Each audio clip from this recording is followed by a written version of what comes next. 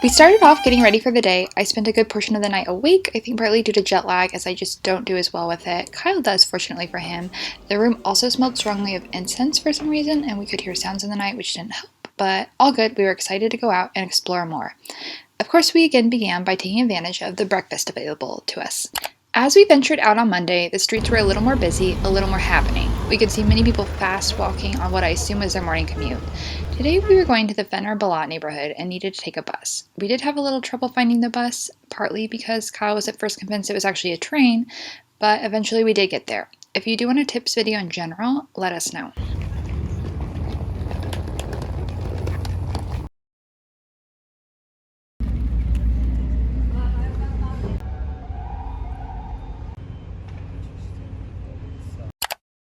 Now we were on our way to the Fener and Balat neighborhoods. These areas at one point were considered a little off the beaten path for tourists, but I think it has been quite some time since that has been true. I'll touch on them a little more in a bit, but other than their history, today Fener and Balat are basically known for things like their hilly cobblestone streets, cute cafes, old buildings, and color.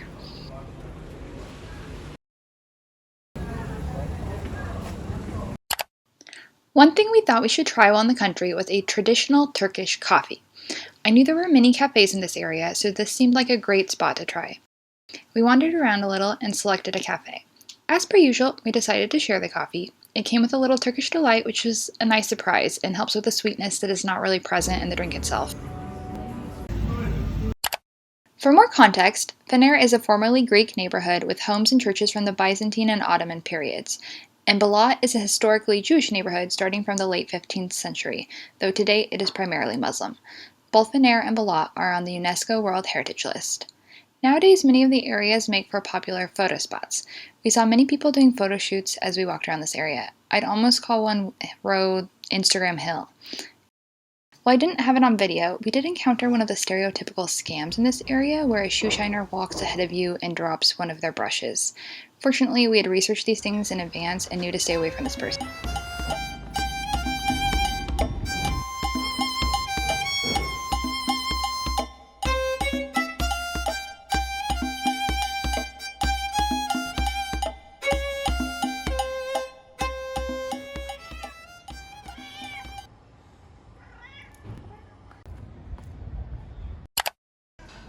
For lunch, we first tried to wander into this one area, but couldn't figure out how to order, so after sitting at a table for a couple minutes, we decided to leave and find another place.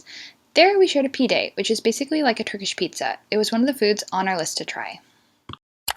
We continued through this area, but now Kyle had baklava, another must-eat, on the mind, so we were on the lookout.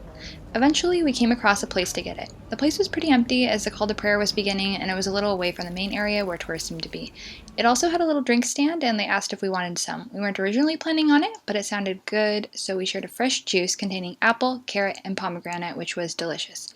I actually was not that hungry and asked Kyle for us to share some baklava, but he said he wanted his own, so he decided to order us each a whole plate. I think we got more than he expected, but he did want a lot. Fortunately, it was good.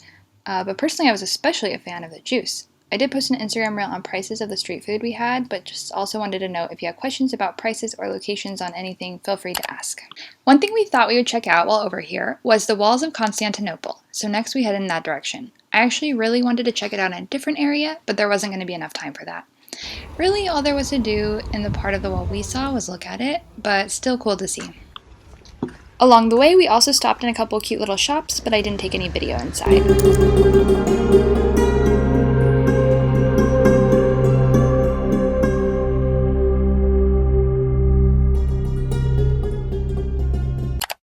We decided it was time for us to head back to Sultanahmet in order to get back to the Hagia Sophia before it closed to visitors. But first, I needed to pee. We saw a nice-looking mosque called the Mirima Sultan Mosque, so we decided to check it out.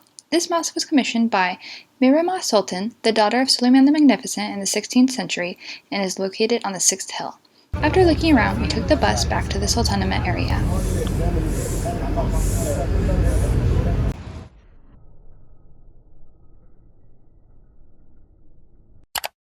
For a snack on the way, we tried simit, which is a circular bread covered in seeds, also called the Turkish bagel.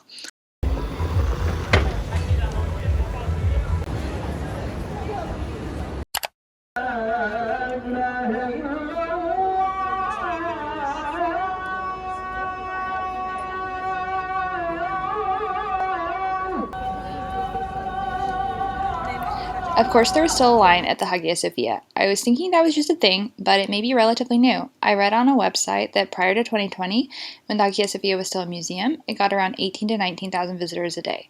Since the conversion back to a mosque, it receives more like 40 to 45,000 visitors a day. At least that's what it said.